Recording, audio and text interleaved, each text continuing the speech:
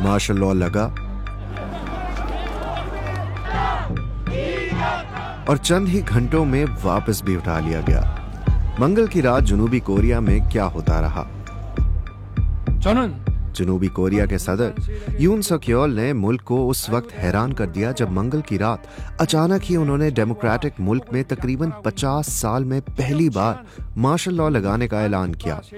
बज़ाहिर ये extreme step रियासत मुखालिफ कुव्वतों और शुमाली कोरिया के खतरे के पेश नज़र उठाया गया, लेकिन जल्द ही ये वाज़े हो गया था कि उसकी असल वजह बैरूनी खतरात नहीं बल्कि उनकी अपनी सियासी मुश्किलात थीं।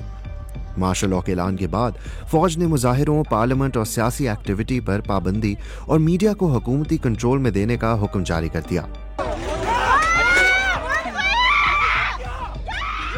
लेकिन हजारों लोग पार्लियामेंट के बाहर एहतजाज के लिए जमा हो गए और ऑपोजिशन के अरकान असेंबली मार्शल लॉ खत्म करवाने के लिए इमरजेंसी वोट देने पहुंचे। रात 1 बजे के करीब 300 में से 190 मेंबर्स असेंबली पहुंच चुके थे और तमाम 190 ने मार्शल लॉ के खिलाफ वोट दिया और यूं जनूबी कोरिया का मार्शल लॉ नाकाम और कानूनी तौर पर गैर मौसर हो गया।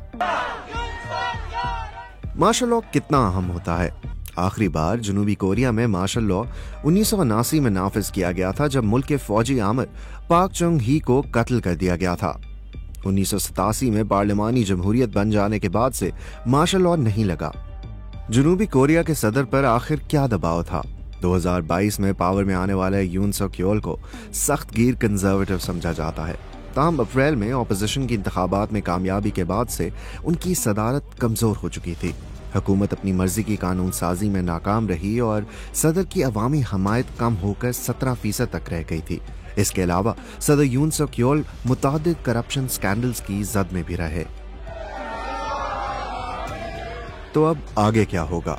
इस वक्त ये क्लियर नहीं कि क्या होगा और सदर का मुस्तकबिल क्या होगा, क्योंकि मुजाहिरीन सदर की गिरफ्तारी का मुतालबा भी कर रहे हैं। लेकिन ये अनएक्सपेक्टेड स्टेप एक जदीद और तरक्की याफ्ता जमहूरियत समझे जाने वाले मुल्क के लिए सबसे बड़ा चैलेंज बनकर उभरा है। माहिरीन का कहना है कि ये मार्शल लॉ मुल्क की जमहूरियत के लिए काफी नुकसानदेह हो सकता है।